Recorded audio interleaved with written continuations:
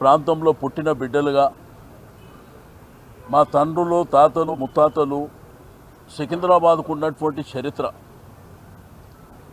ఇప్పుడే దేశపతి గారు చెప్పినట్టు ఒక రైల్వే స్టేషను, ఒక గాంధీ హాస్పిటల్, ఒక మోండా మార్కెట్, ఒక మాంకాళి జాతర, పెరేడ్ గ్రౌండ్స్ కానివ్వండి, ఆర్ట్స్ కాలేజ్ కానివ్వండి, మహబూబ్ కాలేజ్ కానివ్వండి, రాష్ట్రపతి గారు విడిది చేసేటువంటి బొల్లారం ప్రాంతం కానివ్వండి, ఆ మట్టితోని ఆ భూమితోని మాకున్నటువంటి అనుబంధం సంబంధం ఈరోజు ఈ ముఖ్యమంత్రి గారు మరి మా తల్లిదండ్రుల పేరే మార్చే పద్ధతిలో ముందుకు రావడం అనేది దుర్మార్గమైనటువంటి చర్య.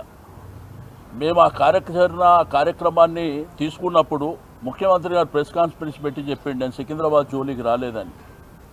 కానీ బేగంపేట ప్రాంతం కానివ్వండి, బోయిన్పల్లి ప్రాంతం కానివ్వండి, మోండా మార్కెట్ ప్రాంతం కానివ్వండి, నార్త్ జోన్ ఆల్రెడీ వేరే కమిషనరేట్లో కలిపినటువంటి ఆల్రెడీ ఫంక్షనింగ్ కూడా జరుగుతుంది.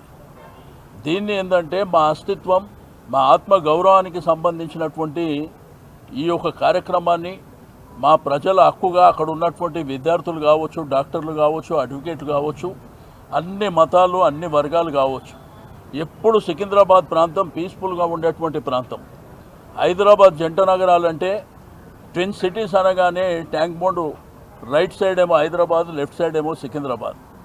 మరి ఆ సికింద్రాబాద్ అస్తిత్వాన్ని దెబ్బకొట్టే విధంగా ఈ ప్రభుత్వం ప్రయత్నం చేయడం అనేది దుర్మార్గమైనటువంటి చర్య.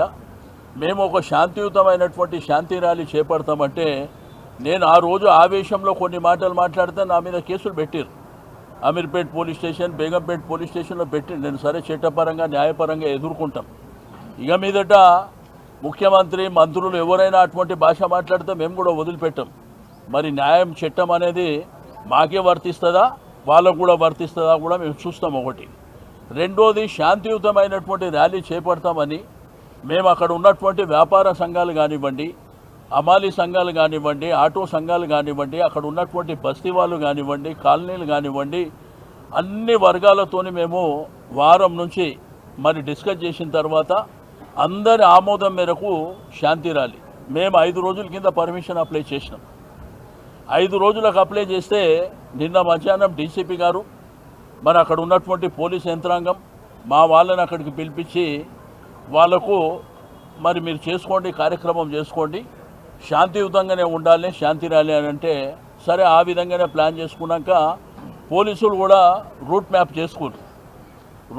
చేసుకుర్రు. మరి మీరు ప్యారడైస్ నుంచి గాంధీ స్టాచ్యూ వరకు ఎట్లెట్లా వెళ్తారు అనేటువంటిది కూడా మేము ప్లాన్ చేసుకున్నాం. తీరా రాత్రి 10 గంటల 40 నిమిషాలకు అందరు పండుకున్నాక రాత్రి వాట్సాప్లో మీ పర్మిషన్ని మేము క్యాన్సిల్ చేస్తున్నామని అంటే మరి పండుకున్నంత రాత్రి మీకు 5 రోజుల నుంచి మేము అప్లై చేస్తే మీరు ఒకవేళ రిజెక్షన్ చేస్తే మేము కోర్టుకు వెళ్తుంటాం. అట్లా కాకుండా తీరా 10 గంటల 40 నిమిషాలకు రాత్రి ఈరోజు పొద్దున్న నుంచి ఎక్కడ చూసినా కానీ ఏదైతే స్టార్టింగ్ పాయింట్ అయినటువంటి సికింద్రాబాద్ రైల్వే స్టేషన్ కానీ, మంజు థియేటర్ కానీ, క్లాక్ టవర్ కానీ, ప్యాట్నీ సెంటర్, మంజు థియేటర్, మరి అదేవిధంగా ప్యారడైస్ సర్కిల్ నుంచి గాంధీ స్టాచ్యూ వరకు కొన్ని వేలాది మంది పోలీసులని మోహరించి కొన్ని వేలాది మందిని అరెస్ట్ చేసి తీసుకుపోవడం అనేది దుర్మార్గమైనటువంటి చర్య. దీన్ని తీవ్రంగా మేము ఖండిస్తాం. ఎట్టి పరిస్థితుల్లో మా అస్తిత్వం మీద, మా ఆత్మ గౌరవం మీద దెబ్బ కొడితే మాత్రం ఎట్టి పరిస్థితుల్లో ఉపేక్షించే పరిస్థితి లేదు. మీ ప్రభుత్వాన్ని గద్దె దింపుతాం తప్ప మేము భయపడడానికి సిద్ధంగా లేము అని చెప్పి ఈ సందర్భంగా హెచ్చరిక చేయడం. సరే, ఈరోజు మీరు రాక్షస ఆనందం పొందొచ్చు మా కార్యక్రమాన్ని డిస్టర్బ్ చేసిరని. మేము న్యాయబద్ధంగా కోర్టు నుంచి, న్యాయస్థానం నుంచి పర్మిషన్ తీసుకొని ఫస్ట్ వీక్లో తిరిగి ఆ కార్యక్రమాన్ని మరి అక్కడ ఉన్నటువంటి ప్రజల చైతన్యం, ప్రజలు ఏ విధంగా బాధపడుతున్నారో, వాళ్ళ మనోవేదన ఏందో అవన్నీ మీకు ఫస్ట్ వీక్లో చూడబోతున్నాం. బట్ ఒక్క శాంతి ర్యాలీతోనే కార్యక్రమాన్ని మేము ఆపం. విభిన్న రీతిల్లో విభిన్న కార్యక్రమాలు చేసుకుంటూ మేము ముందుకెళ్తాం. ఎట్టి పరిస్థితుల్లో మా అస్తిత్వం మీద దెబ్బ కొడితే మాత్రం మేము వదిలిపెట్టేటువంటి ప్రసక్తే లేదు. అసలు నీ ప్రభుత్వానికి ప్రజలు అవకాశం ఇచ్చింది దీనికా? ఈరోజు మల్కాజిగిరి ప్రాంతం కానీ, సైబరాబాద్ కానీ, హైదరాబాద్ కానీ, శంషాబాద్ కానీ నువ్వేమైనా డెవలప్ చేసినావా? నీ ప్రభుత్వం వచ్చిన 2 సంవత్సరాలల్లా ఒక్క ప్రాజెక్ట్ అన్న కట్టినవా? ఆ రోజు కేసీఆర్ గారి నాయకత్వంలో కేటీఆర్ గారు మున్సిపల్ మినిస్టర్ ఉంటే ఆ కార్యక్రమాలు ఏవైతే మేము టేకప్ చేసినావో అవి ఎండింగ్కి వచ్చినాయి. మీరు ఇనాగ్రేషన్లు చేసుకుంటారు తప్ప మీరు ఒక్క కార్యక్రమాన్ని కూడా చేపట్టిన దాఖలా లేవు. ఏం చేస్తున్నారు? మీ ప్రజాపాలన అంటే ఏం డెవలప్మెంట్ చేశారు? హైదరాబాద్ సిటీలో, సికింద్రాబాద్ ప్రాంతంలో ఏం అభివృద్ధి చేసిర్రు? ఒక్క కార్యక్రమం కూడా మీరు టేకప్ చేయకుండా 6 గ్యారెంటీలు, 420 హామీలు ఈరోజు ప్రజలకు ఇచ్చినటువంటి వాగ్దానాలు పక్కన పెట్టి ఈ తుగ్లక్ పనులు, పనికిరాని పనులు, పేర్లు మారుస్తా, మీ తల్లిదండ్రుల పేరు మారుస్తా, మీరున్న ప్రాంతాల పేర్లు మారుస్తా. నీకెవడంటే అధికారం ఇచ్చింది? ఈరోజు ప్రజాస్వామ్యంలో ప్రభుత్వాలు వస్తుంటాయి, పోతుంటాయి, కానీ ప్రజలు శాశ్వతం, అక్కడ ఉన్న అస్తిత్వం శాశ్వతం.